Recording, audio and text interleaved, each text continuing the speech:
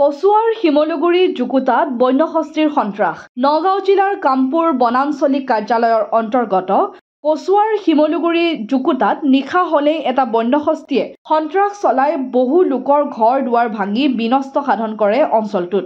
যোৱা নিশা গাঁওখনৰ আব্দুল জলিল নামৰ এগৰাকী লোকৰ বাসগৃহ ভাঙি লণ্ডভণ্ড কৰে। স্থানীয় ৰাইজে নিশা উজাগৰে থাকি হাতীটোক খেদি পঠিয়াবলৈ সক্ষম হয়। ইপিনে হাতীটোৰ এটা ভৰি আঘাতপ্ৰাপ্ত বুলি ৰাইজে জানিব দিয়ে। আজি ধৰক এসপ্তাহ ধৰি এটা জংঘলৰ পৰা হাতী নামি ডাঙৰ এটা হাতী আহি পেলাই আমাৰ গাঁৱৰ মানুহ সব মানুহৰ টোপনি হাৰাম কৰি দিছে।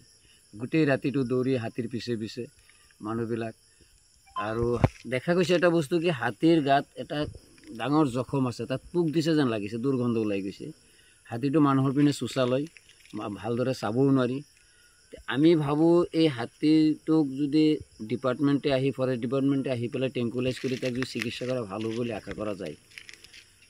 এই মুহূৰ্তত মই কামপুৰ ৰেঞ্জত মই অনুৰোধ কৰিম তেওঁলোকে উন্নতি পলমে আহি পেলাই এই অঞ্চলত হাতীটো প্ৰত্যেক ৰাতি নামে, আহি পেলাই তেওঁলোকে যাতে হাতীটো দেখে, চাই পেলাই টেংকুলাইজ কৰি তাৰ চিকিৎসাৰ ব্যৱস্থা কৰে, সেইটো আমি কামপুৰ ৰেঞ্জক আদি কৰি যিমান ৰেঞ্জ আছে সকলোকে আমি অনুৰোধ কৰিম তেওঁলোকে যাতে খুব সোনকালে এই কামখিনি কৰে। নহ'লে আমাৰ মানুহৰ টোপনি হাৰাম কৰি দিছে, মানুহৰ ঘৰত উঠি যায়।